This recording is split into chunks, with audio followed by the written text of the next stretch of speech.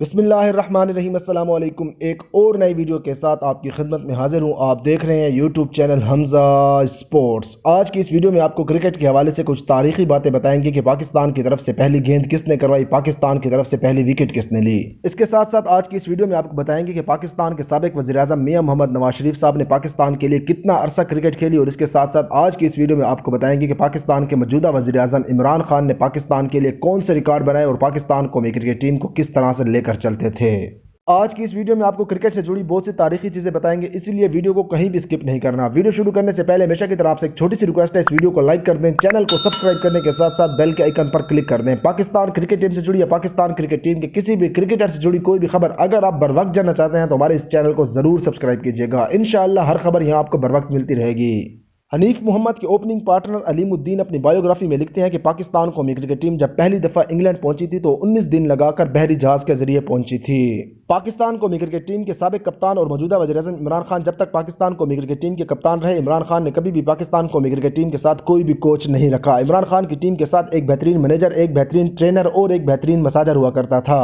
महमूद हुसैन पाकिस्तान कौमी cricket team का पहला तेज तरीन गेंदबाज था जिन्होंने मुंबई टेस्ट खेलते हुए पाकिस्तान की तरफ से भारतीय कप्तान नारी कंट्रैक्टर का सर फाड़ दिया था। भारतीय कप्तान नारी फिर कभी क्रिकेट ना खेल सके।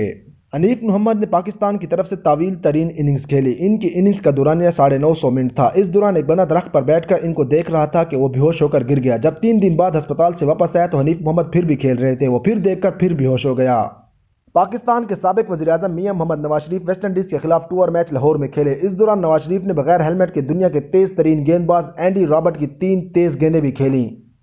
अब आपको बताते हैं आसिफ इकबाल के बारे में। आसिफ इकबाल पाकिस्तान से भारत गए और भारत की तरफ से पाकिस्तान के खिलाफ टूर मैच खेला। उसके बाद वो फिर पाकिस्तान आए और पाकिस्तान कौमी क्रिकेट टीम में शामिल हुए और पाकिस्तान कौमी क्रिकेट टीम के कप्तान बने। आसिफ इकबाल ने 1964 से लेकर 1979 तक पाकिस्तान कौमी क्रिकेट टीम की नुमाइंदगी की।